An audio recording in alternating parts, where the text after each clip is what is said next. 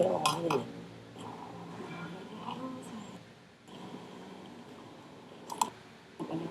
Halo semuanya, halo, ini ada Karina 19A. Halo, terima kasih sudah bergabung. Saya rasa cukup menarik, yaitu bagaimana berpuasa pada seorang dengan diabetes. Kita tahu Indonesia merupakan negara ketujuh di dunia dengan penduduk terbanyak dengan diabetes, dan kita tidak bisa bilang pasien diabetes sebagai seorang pasien, tapi seorang penyandang diabetes atau diabetesi, orang yang hidup dengan kondisi diabetes. Nah, pada kondisi seperti ini tentunya ketika pada bulan Ramadan para penyandang diabetes yang ingin menjalankan puasa, boleh nggak sih seorang itu berpuasa ketika dia merupakan seorang penyandang diabetes? Nah, teman-teman sekalian, pada penyandang diabetes bukan masalah boleh atau tidak berpuasa, tetapi lebih pada kondisi apakah seseorang aman untuk berpuasa atau tidak. Jadi pada kondisi yang ideal sebenarnya 2 bulan sebelum menjalani ibadah dalam bulan Ramadan, seorang penderita diabetes, seorang penyandang diabetes itu harus memeriksakan dirinya dengan baik dan kemudian mengetahui status sudah bisa melaksanakan ibadah bulan Ramadan dalam hal ini berpuasa secara penuh, dan tentunya harus berkonsultasi dengan dokter yang menanganinya untuk melihat apakah ada perubahan-perubahan pengobatan selama menjalankan ibadah puasa. Di HbA1c masih jauh di atas nilai yang diinginkan, misalkan di atas 7%, perlu ada kehati-hatian untuk menjalankan ibadah.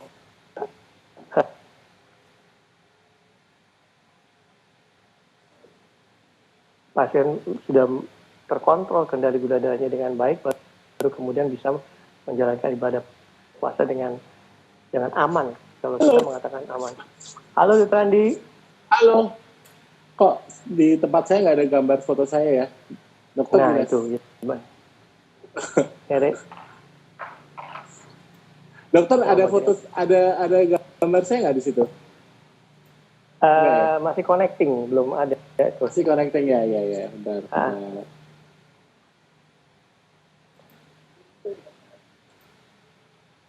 Baik. Ya. Jadi melanjutkan tadi yang saya sampaikan sebelumnya, seorang penyandang diabetes alangkah baiknya sudah dalam keadaan terkendali baru melaksanakan ibadah puasa. Yang perlu diingat, mungkin secara awam orang berpendapat bahwa ketika kita tidak makan atau tidak minum dalam waktu tertentu akan mengatakan, ya sudah gula saya pasti akan baik atau akan turun. Nah, pada orang normal memang mungkin seperti itu, tetapi tidak selalu berlaku pada orang dengan diabetes. Penyandang diabetes ini secara umum harus paham bahwa adanya diabetes menyebabkan kekacauan metabolisme yang menyebabkan dalam keadaan berpuasa sekalipun bisa menyebabkan gula darahnya tinggi, bisa di atas 200. Dan ini juga terjadi pada puasa Ramadan. Artinya ketika seorang belum terkendali dengan baik, maka bisa jadi pada saat berpuasa itu gula darahnya bukan turun, tetapi juga semakin naik. Di samping itu tentunya pada kondisi tertentu. Halo dok. Hai dok. Gimana dok? Kabar? Baik. Sehat. Ya. Sehat. Dokter gimana? Baik. Ya, alhamdulillah sehat. Tadi saya baru memulai nih dok cerita kapan seorang penyandang diabetes atau diabetes itu boleh berpuasa. Jadi pada prinsipnya ketika sudah terkontrol maka dia sudah bisa berpuasa. Tetapi kalau ketika gula darahnya masih belum hipoglikemi drop, atau sebaliknya malah naik karena ketika terjadi kekacauan metabolisme itu dan tidak minum secara cukup, malah gulanya akan jauh lebih tinggi dari yang normal. Apalagi kita tahu pada siang hari penyandang diabetes itu tentunya tidak minum obatnya atau tidak menyuntikkan insulin. Jadi memang ada risiko-risiko tertentu penderita atau penyandang diabetes yang belum terkendali, justru gula darahnya akan menjadi semakin tidak terkendali pada saat puasa. Nah, jadi bisa disimpulkan penderita diabetes seperti apa yang boleh puasa, Dok? Ya, terima kasih. Penyandang diabetes yang bisa berpuasa sebenarnya yang sudah terkendali. Kedua, memang ada kondisi terkendali nomor 1, HbA1c-nya 7 ke bawah. Yang kedua adalah penyandang diabetes yang tidak baru saja mengalami kegawat daruratan gula darah, misalkan baru dirawat karena gulanya tinggi sekali. Atau penyandang diabetes yang tipe 1 tidak dianjurkan. Kita tidak mengatakan tidak boleh, tetapi ada kita sebut sebagai high risk, resiko berat. Jadi kalau dengan obat-obatan tertentu, maka resiko untuk terjadinya komplikasi karena dia tidak makan dan tidak minum pada 12 jam kurang lebih, itu akan menimbulkan resiko gula darahnya semakin tidak terkendali. Tapi di luar itu tentunya bisa berpuasa dengan persiapan tentunya. Persiapan ya, oke. Nah, gimana caranya penderita diabetes mungkin yang terkendali, dengan dia berpuasa, tapi gula darahnya itu tetap stabil pada saat puasa gitu. Jadi ada tipsnya nggak, Dok? Misalnya. Terima kasih. Harus berkonsultasi dengan dokternya. Seperti berlatih terlebih dahulu, mencoba obat-obatannya dirubah, disesuaikan, sehingga menyebabkan tidak akan terjadi komplikasi.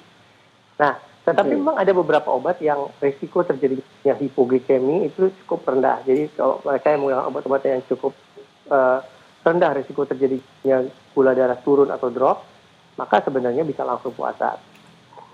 Nah, yang paling penting adalah kita menjalankan aktivitas seperti biasa. Artinya tidak makan berlebihan pada saat berbuka maupun pada saat sahur. Yang sering adalah gula darahnya cukup baik pada saat berpuasa karena cukup terkendali.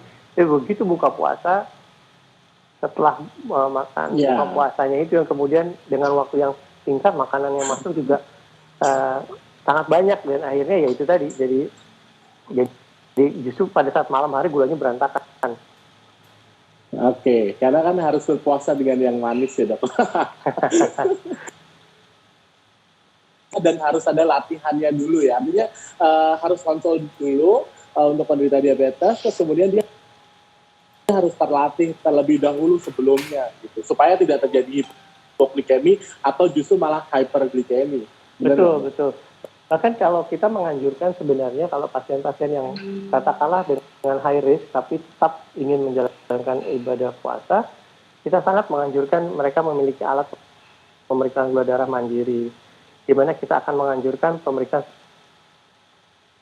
sekitar jam 5 sore, jam 4 atau jam 5 sore, untuk melihat apakah gula darahnya itu cukup baik, tidak terlalu tinggi atau tidak terlalu rendah. Nah, memang perlu sekali edukasi yang baik menjelang sebelum puasa untuk bisa melihat aman untuk dilakukan puasanya.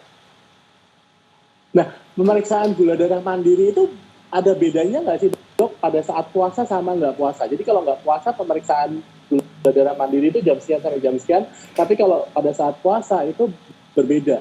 Ada bedanya nggak, Dok? Sebenarnya untuk pemeriksaan gula darah mandiri itu sangat individual. Pada keadaan tidak berpuasa, dokter biasanya akan menyesuaikan kebutuhan untuk pasien tersebut. Kalau pasien lumayan terkendali sebelum makan siang dan makan sore. Tetapi ada kondisi tertentu dokter meminta juga dengan 2 jam setelah makannya. Nah, pada saat berpuasa tentunya agak sedikit berbeda. Yang paling diutamakan adalah keselamatan pada saat berpuasa, yaitu pada saat kurang lebih early morning jam 7 jam 8 sama late afternoon jam 4 kurang lebih jam 4. Dimana kalau ternyata di situ sudah 70 atau kurang, maka dianjurkan untuk pembatasan puasa. Oke. Banyak COVID pandemik juga nih. Jadi yang diabetes termasuk berisiko tinggi nih untuk kalau misalnya dia sampai COVID pandemik. Jadi untuk penderita diabetes pada saat COVID pandemik seperti ini tuh yang disarankan puasa seperti apa, atau ada consideration apa dok pada saat COVID pandemic seperti ini? Secara prinsip pasien atau penyandang diabetes itu resiko tertular atau terjangkit COVID-nya sama dengan orang normal. Dan tadi sama resikonya dengan orang biasa. Tapi masalahnya adalah ketika dia sudah terkena, dia memiliki resiko untuk terjadi komplikasi yang lebih berat dibandingkan mereka yang tidak memiliki diabetes. Nah, memang tentunya sebaiknya ketika dia berpuasa, kita harus yakin bahwa memang gula darahnya stabil. Sebenarnya yang menjadi kunci atau isu pada penyandang diabetes adalah gula darahnya yang tidak stabil, di satu sisi bisa rendah, di satu sisi bisa tinggi. Makanya kita menganjurkan kalau yang udah 7% rata-rata udah cukup stabil, sehingga kita tidak akan mendapatkan fluktuasi yang mengejutkan selama Ramadan. Dan tentu ini juga sebenarnya terkait dengan aktivitas fisik yang mungkin Dr. Adi akan bisa lebih elaborate terkait dengan aktivitas fisik sehari-hari selama bulan Ramadan dan penyandang diabetes. Gimana nih dok? Ya sebenarnya untuk aktivitas fisik untuk penderita diabetes yang perlu diperhatikan adalah kalau tidak pada saat puasa dulu ya, yang perlu diperhatikan adalah risiko hiperglikemia gitu. Jadi hipoglikemia Jadi tentu saja harus diwaspadai. Terus kemudian bagaimana waktunya makan obat, sama seperti dokter ya, dokter pasti juga kita karena ketika berolahraga pasti kan juga gula darahnya akan jadi penurunan gula darah kan. Jadi tentu saja waspada hipoglikemia itu. Terus kemudian pada saat pada saat COVID pandemi ini juga tentu saja perlu diperhatikan olahraganya sebisa mungkin olahraganya di rumah, tidak olahraga di luar karena masih banyak sekarang yang bandel dok. Saya ini jalan pagi dok, saya jalan pagi kok di luar nggak apa-apa, masih pagi nggak ada apa-apa, jadi saya nggak pakai masker gitu. Jadi masih banyak yang bandel seperti itu tuh yang perlu diperhatikan sih. Iya, sebenarnya ketika penyandang diabetes mau olahraga ini di luar Ramadan sendiri sangat dianjurkan, sangat mau olahraga dia cek dulu kalau tanda gulanya di bawah 100 maka dianjurkan untuk makan snack ringan sebelum melakukan olahraga. Di lain sisi ketika dia periksa mau olahraga gulanya 300 kita nggak anjurkan olahraga pada saat itu karena mungkin dokter bisa menjelaskan lebih lanjut ketika berolahraga kan tentu terjadi keringat jadi kalau udah mulainya 300 bayangin setengah jam setelah olahraga bisa tambah naik ya gitu. Ya betul sekali sih dok. Oke, mungkin buat yang sedang mendengarkan bisa bertanya dan menulis di di sini ya, di chat. Nanti kita bisa jawab satu pertanyaan dari Pandu Kuncoro. Aktivitas apa saja yang nggak boleh dilakukan oleh penyandang diabetes yang puasa? Oke, Dr. Iksan dulu. Kalau aktivitas sih sebenarnya seperti biasa. Maksudnya dalam artian apa yang dia biasa kerjakan sehari-hari tidak ada yang berubah sebenarnya. Ya. Coba setiap yang pertimbangkan adalah olahraga dalam artian aktivitas fisik yang bersifat exercise. Nah, ketika dia mau melakukan olahraga, alangkah lebih baiknya dia memeriksa dulu gula darahnya. Karena kalau ternyata memeriksakan sebelum olahraga ternyata gulanya sudah di bawah 100, kita agak khawatir nih. Karena pada kondisi tidak berpuasa saja kita anjurkan untuk snack. Nah, pada saat berpuasa tentunya nggak bisa disuruh makan snack ya, kecuali dia membatalkan puasanya. Jadi mungkin ketika dia mau olahraga, kemudian dicek, wah gula saya nggak sampai 100, mungkin tidak olahraga dulu. Atau mengganti jamnya di tempat yang lain gitu. Oke, saya setuju juga sih dok, bahwa diabetes ya, cuman jangan sampai justru dengan berolahraga justru malah memperburuk dari diabetesnya. Jadi tetap harus memeriksakan gula darah sebelum melakukan olahraga, terus kemudian pilih olahraganya juga yang harus tepat, nggak boleh yang intensitasnya cukup tinggi, harus disesuaikan sama kondisinya. Sama satu hal yang paling penting ada listen to our body. Kadang-kadang kalau lagi olahraga tuh saking semangatnya nggak pernah rasain tubuhnya nih, yang modal udah keringat dingin atau gimana. Jadi harus benar-benar. Apalagi kalau lagi Ramadan gini, pada saat menjelang buka, bagaimana dok? Oke, sebenarnya kalau olahraga sama Ramadan sih sebenarnya rekomendasinya atau yang perlu diperhatikan adalah efek dari dehidrasinya ya. Artinya adalah 1 jam menjelang buka puasa, sehingga kalau selesai dan olahraganya juga tidak lebih dari 1 jam, mungkin 30 menit sampai 45 menit cukup, sehingga setelah itu tidak lama kemudian kita bisa minum atau makan sehingga tidak terjadi dehidrasi ataupun hipoglikemi. Tapi mungkin saya rasa lebih aman untuk penderita diabetes, mungkin setelah buka puasa kita bisa melakukan olahraga ringan dan segala macam, itu juga bisa sih sebenarnya gitu. Mungkin ketika penderita tersebut adalah penderita diabetes juga ya gitu kan. Ya karena dehidrasi pada penderita diabetes yang kita khawatirkan kalau dia nggak terkontrol, gula darahnya akan makin tinggi nih. Iya. Kan bisa yang kita khawatirkan terjadi yang sebut dalam tubuh dan terbentuknya benda keton, dan ini merupakan kalau sampai terjadi ketoasidosis dan suatu kedaruratan. Jadi artinya jangan sampai pilar yang sebenarnya baik harus kita kerjakan, tetapi dengan cara yang salah kemudian tidak mencapai target yang kita inginkan. Betul, berarti dehidrasi justru memperburuk ya dok, memperburuk ya resiko dehidrasi. Jadi pastikan olahraga di waktu yang tepat juga untuk penderita diabetes dan pada saat puasa. Oke, kita baca pertanyaan lagi. Tadi di-mention gula darah meningkat tiba-tiba ketika puasa. Kenapa ya dok? Beberapa penyandang diabetes kalau yang belum terkendali, kan obat yang 3 kali kemudian menjadi 2 kali. Okay. Atau insulin yang misalkan disuntikannya 3 kali menjadi 2 kali. Ada perubahan-perubahan yang ini yang saya katakan harus di-adjust sebelum dia berpuasa. Karena ketika ada obat yang seharusnya masuk, tidak masuk, kita nggak bisa berharap bahwa kan saya nggak makan. Tidak seperti itu, karena pasien penyandang diabetes itu makan tidak makan gula darahnya bisa tinggi. Jadi ada perubahan regimen obat atau aktivitas yang berat. Misalkan ada berolahraga begitu, kemudian tidak bisa minum air putih sebagai pengganti cairannya, maka kepekatan darah meningkat sehingga gula darah juga meningkat. Itu jadi ada beberapa faktor memang tidak bisa disamaratakan, tetapi makanya cuman yang saya ingin ingatkan adalah seringkali orang awam mengatakan bahwa kalau saya diabetes, kalau saya olahraga, pasti gula saya turun. Memang betul pada sebagian besar akan turun, tetapi juga jangan lupa sebagian kecil akan justru malah naik. Iya. Betul. Oke, ini ada pertanyaan mungkin buat jadi kalau bicara olahraga itu sebenarnya ada 3 komponen.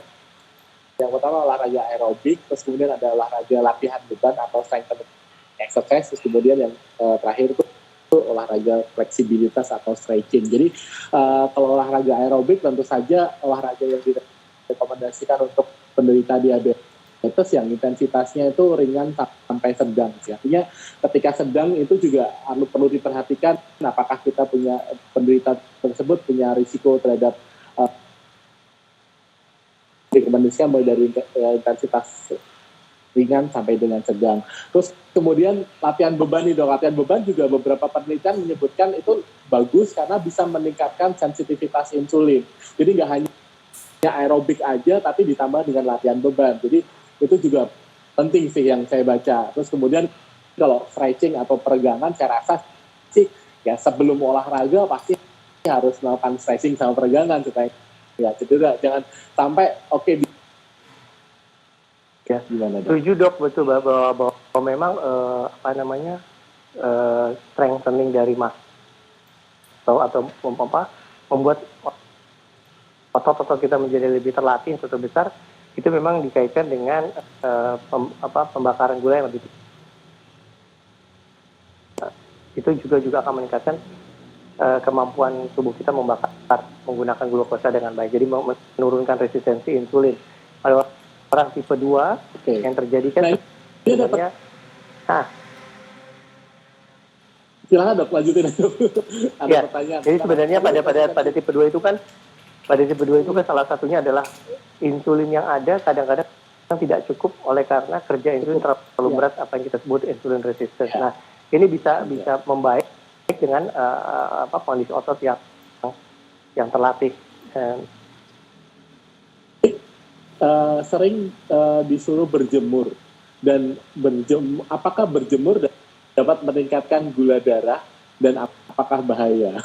Ini pertanyaannya. Berjemurnya sambil makan ya. Iya.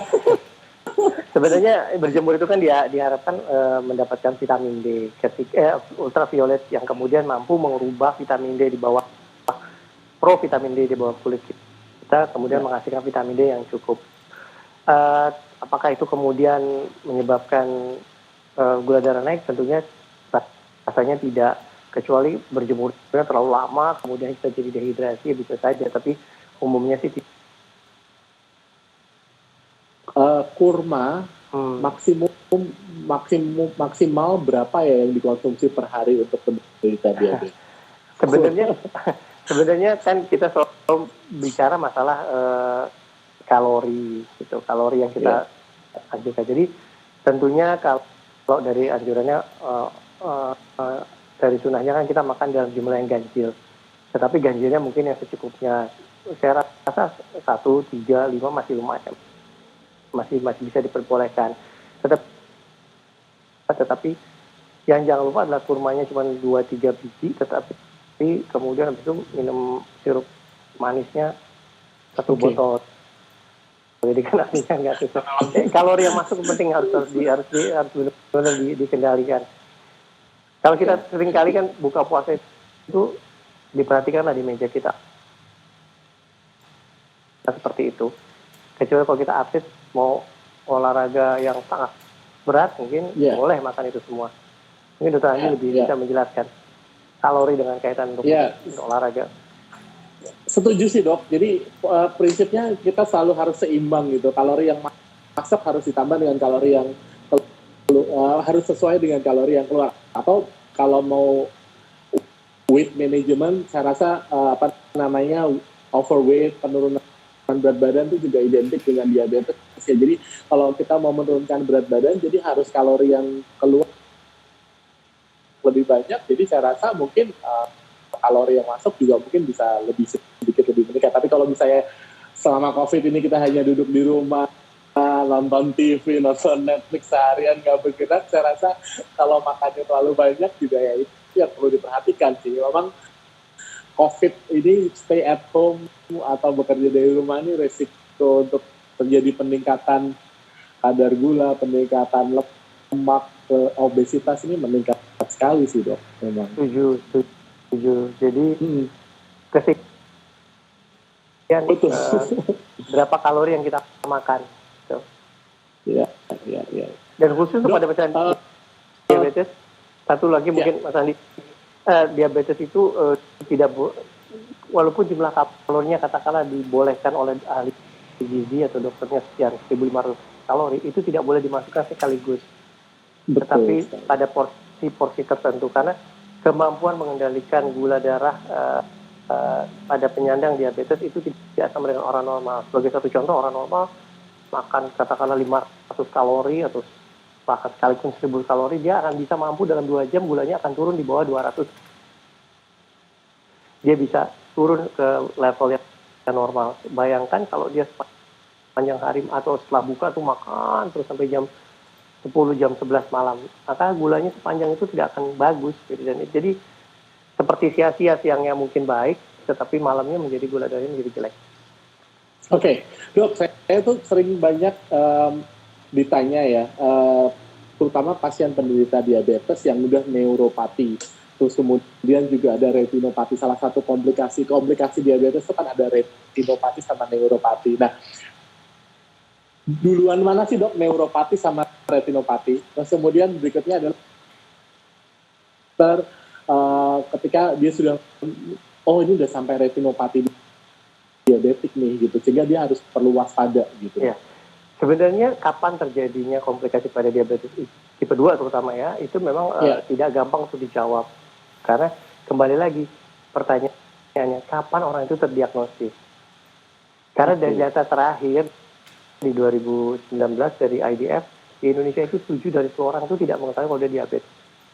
Jadi artinya kalau dia bilang, saya baru kemarin kok ketahuannya, tapi siapa yang yakin bahwa memang dia melakukan check up secara rutin dari sebelum? Sejalan dengan perjalanan itulah kemudian terjadi komplikasi. Mana yang duluan? Tergantung, tidak bisa dikatakan yang mana duluan. Cuma memang paling sering memang didapatkan adalah neuropati, karena orang lebih melihat lebih dulu.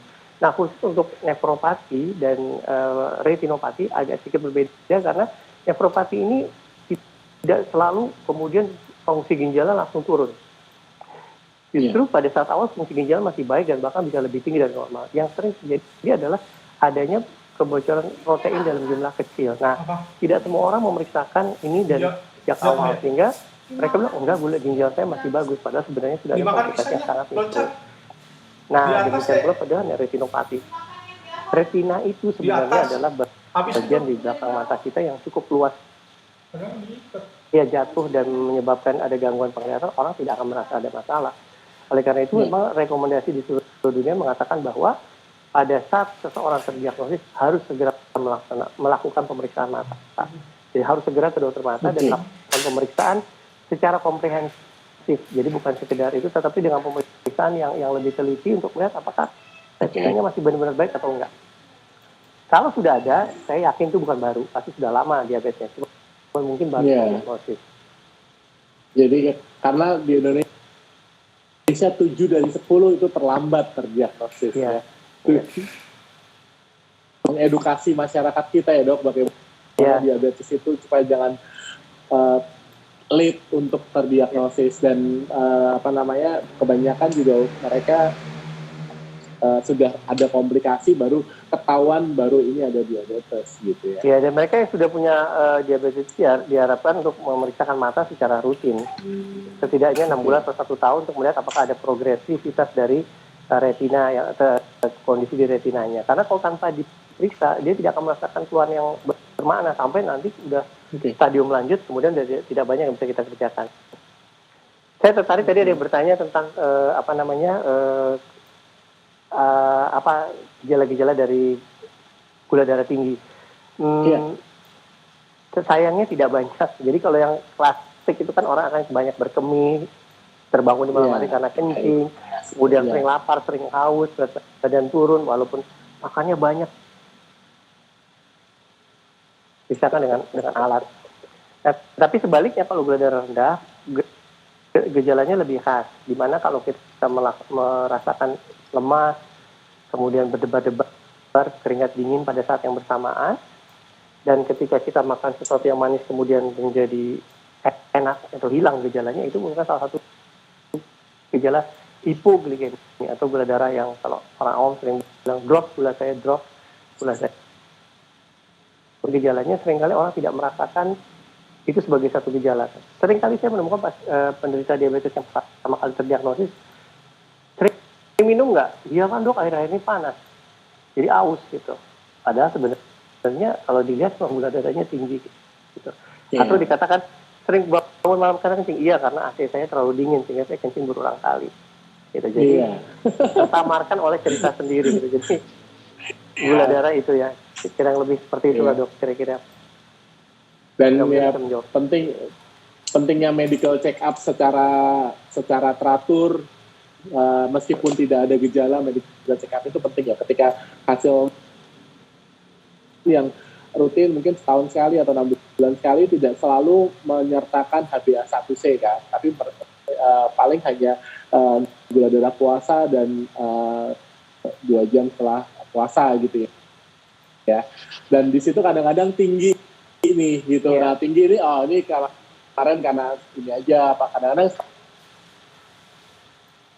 orang dicurigai gitu kan.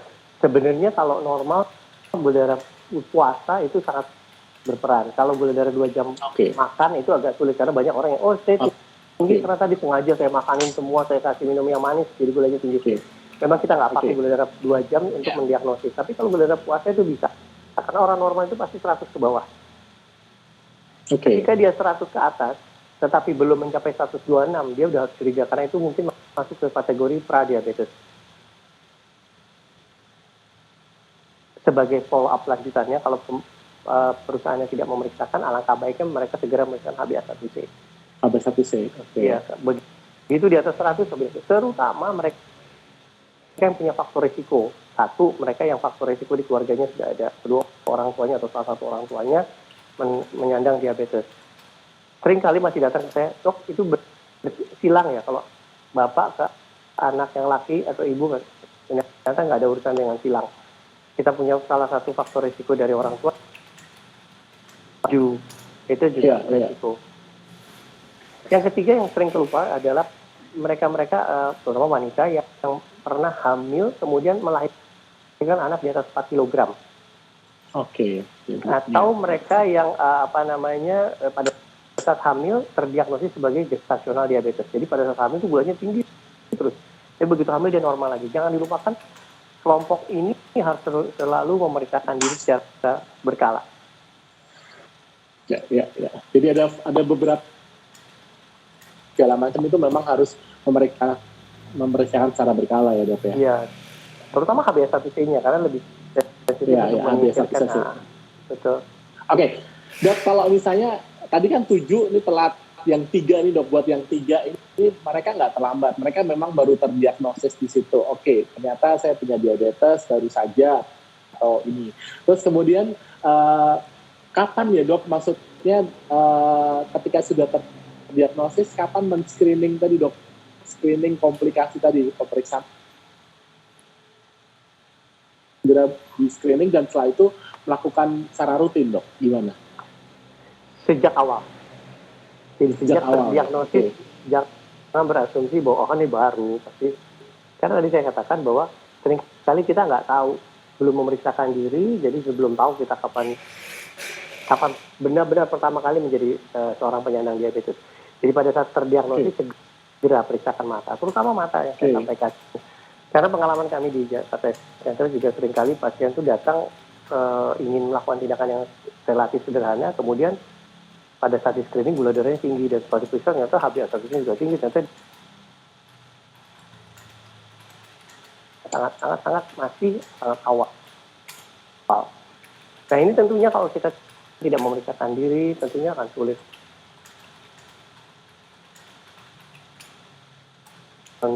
mendiagnosis seorang diabetes. Begitu diperiksa, ayo periksakan matanya. Saya bilang, mata saya nggak ada apa-apa dok, gitu. Minusnya memang sudah bagus kok, nggak nambah. Jadi ini urusannya bukan dengan minus yang di lensa, tetapi di retinanya. Dan kerusakan retina yang awal itu sangat tidak ada bergejala. Tidak ada gejala, jadi periksa sudah masih belum ada retinopati pun juga berapa bulan lagi dok? 6 bulan lagi atau setahun lagi untuk memeriksakan mata? Biasanya nanti dokter matanya akan merekomendasikan. Tapi yang saya umum adalah 6 sampai 12 bulan. 6 sampai 12 kemudian. Dan terutama yang tidak terkontrol ya dok, maksudnya makan obatnya nggak benar, nggak pernah olahraga dan segala macam, itu mungkin risiko terjadinya komplikasi akan lebih tinggi ya dok. Okay. Setuju. Semakin tidak terkendali gula darahnya, maka risiko terjadinya komplikasi menjadi lebih tinggi. Oke. Ini ada pertanyaan nih dok. Ya gula darahnya langsung naik tiba-tiba langsung tinggi ketika pada saat buka puasa itu langsung makan besar. Gitu. Normal masalah ya? Makan. Normal ya. Kalau selama dia tidak ada diabetes, maka kemampuan dia mengendalikan gula darahnya cukup baik. Tetapi tentunya berlaku umum tidak berlebihan. Karena ketika berlebihan, nomor satu kalau dia langsung makan besar kemudian kenyang berlebihan juga aktivitas menjadi terganggu. Tidak baik. Kemudian tidak baik. Jadi kemampuan mencernanya, apalagi pasien-pasien punya masalah dengan lambung begitu. Kalau kita secara umum sih tidak berlebihan yang paling penting. Jadi membatalkan puasa. Bahkan kan ada yang biasanya membatalkan makan dulu, kemudian setelah sholat maghrib baru kemudian makan besarnya, tidak langsung. Jadi tidak kaget gitu kira-kira. Tetapi ya itu tadi, sebenarnya kalau dia tidak ada masalah dengan pengendalian gula darah, kalorinya jadi tidak masalah. Tetapi tentunya bukan sesuatu yang baik untuk dilaksanakan kalau tiba-tiba kalorinya sangat-sangat tinggi. Oke. Dokter punya pengalaman nggak? Kan style modification gitu. Ketika mungkin buat penderita diabetes yang baru, yang mungkin tadi yang dari yang 3 tadi, itu tuh dengan lifestyle modification yang bagus tuh obat itu tidak terlalu tidak menjadi terlalu signifikan. Artinya dosisnya juga nggak terlalu besar, terus kemudian nggak selalu, dan gula darahnya langsung terkontrol dengan baik. Itu pengalaman dokter seperti apa? Jadi sebenarnya kalau kita bicara masalah diabetes, untuk mengendalikan gula darah dengan baik kan ada yang disebut sebagai pilar ya, dok. Pilar ya, itu betul. Sebenarnya ada 5, tapi yang paling sering bahwa ini bukan urusan karena banyak makan gula, bukan karena saya nggak punya bakat gula, kenapa saya jadi dapat gula, bukan seperti itu. Tolong dipahami bahwa penyakit penyandang diabetes memiliki kekacauan pengaturan gula darahnya. Makan tidak makan sederhananya bisa tinggi, buktinya gula darah puasa bisa 250. Satu, edukasi. Yang kedua adalah masalah pengaturan makan, bukan diet, tapi kita sering menyebutnya sebagai perencanaan makan.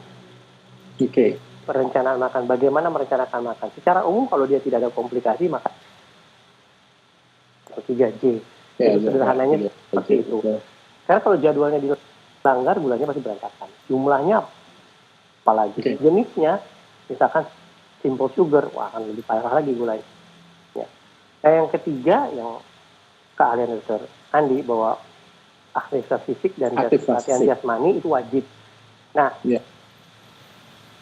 pasien tersebut, ketika pasien itu udah banyak komplikasinya, tentu yang paling aman adalah insulin. Atau ketika pasien itu sudah lama mengalami diabetes, sehingga cadangan insulin di dalam tubuhnya sudah sangat-sangat berkurang, maka tidak ada jalan lain untuk memasukkan insulin dari luar.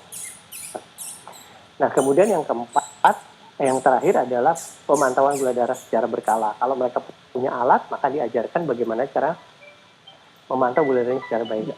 Kalau tidak punya alat, setidaknya mau milih aja nih.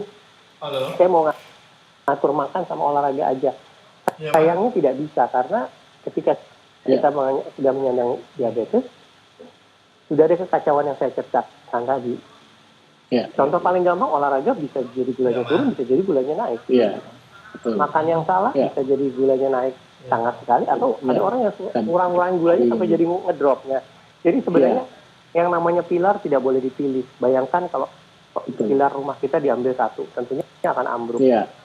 Jadi pelaksanaan ini harus sejalan. Jadi, nah kemudian juga memang lifestyle modification ini sangat menjanjikan, dok. Di dalam pradiabetes menjadi diabetes itu yang paling bagus adalah lifestyle modification. Namun pertanyaan sederhananya adalah berapa banyak orang yang bisa melakukan lifestyle modification dengan baik?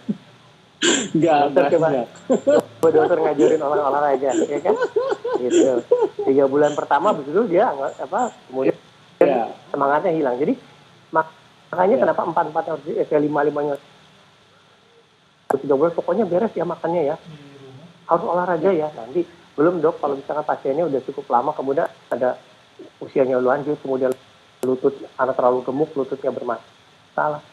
Nanti yang akan bilang, olahraganya apa, dok? Lutut saya sakit, jalan aja susah, gimana, dok?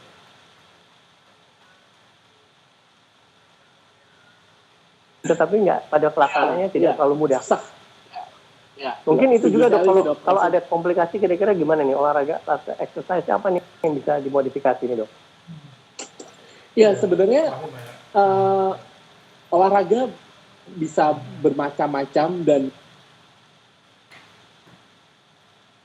kondisi dari pasiennya ya, dok. Misalnya dia punya nyeri lutut, terus kemudian kita merekomendasikan untuk jalan cepat atau treadmill, saya rasa nggak tepat karena namanya pasti nyeri lututnya akan bertambah. Padahal ketika kita bicara diabetes, sahabatan sama obesitas, terus kemudian sahabatan sama yang lebih ke low impact, ke sendinya misalnya ke sepeda atau berenang pun juga nggak berenang tapi lebih ke jalan di dalam air, maju mundur ke samping kiri sampai kanan, justru olahraga itu sambil menguatkan otot-ototnya dan sekaligus kita memperbaiki dari kondisi cedera lututnya sehingga ototnya kuat di sekitar lututnya sakit, terus kemudian malas bergerak, ototnya makin lemah, terus kemudian gula darahnya makin bertambah, lututnya makin bertambah juga. Jadi ya perlu namanya modifikasi dari aktivitas fisik itu dan bergerak. Olahraga itu nggak harus jalan atau lari, tapi banyak sekali kita bisa melakukannya dengan latihan strengthening exercise, dengan melatih gerakan, atau bisa kita dengan melakukan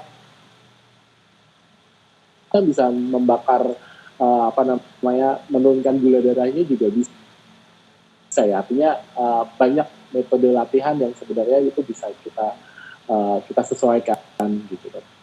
Ya itu berenang juga sangat baik tuh. Ya. Tapi nanti berenang pas bilang karena lagi pandemi nggak bisa. Oh iya betul. Memang selalu ada alasan. Selalu ada alasan. Orang itu selalu ada alasan. Apa namanya yang mendengarkan kita ya dok. Mereka belum terkena diabetes, tapi orang tuanya mereka diabetes gitu. Nah, seberapa besar sih dok resiko dia untuk terkena diabetes kemudian hari, terutama bila lifestyle-nya tuh ancuran ya. Gitu dok, maksudnya kita mengingatkan mereka. Ya, jadi prinsipnya diabetes itu tipe 2. Kita bicara tipe 2 itu gabungan antara faktor resiko genetik dan dikembangkan bakatnya. Ya. Karena semakin dikembangkan bakatnya makanya akan cepat. Sebaliknya mereka yang tidak punya bakat, jangan terlalu bangga karena kalau dilatih dia juga bisa. Yeah. Jadi saya mengatakan analoginya kalau nggak bisa nyanyi, bukan berarti nggak bisa jadi penyanyi, bisa dilatih jadi penyanyi. Kalau punya faktor genetik, maka caranya gampang, nggak usah olahraga, nggak mau bergerak, berat badan berlebih, cepat ya jadi diabetes. Yeah.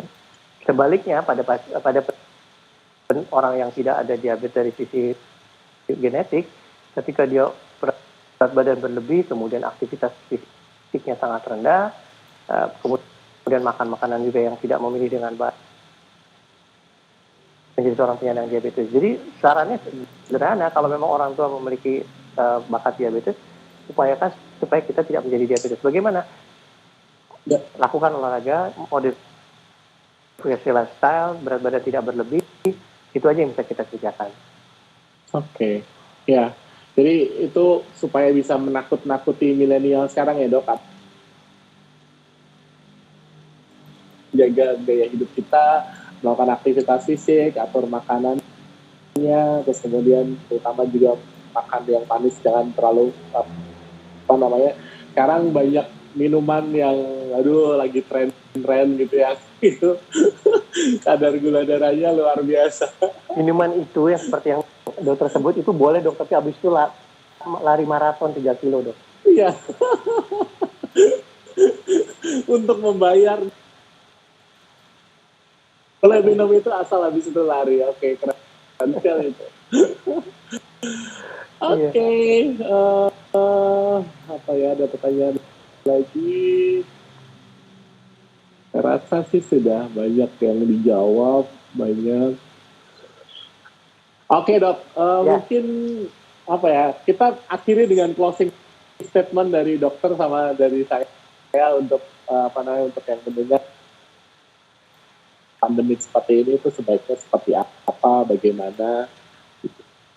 Ya, mungkin saya dulu ya, dok.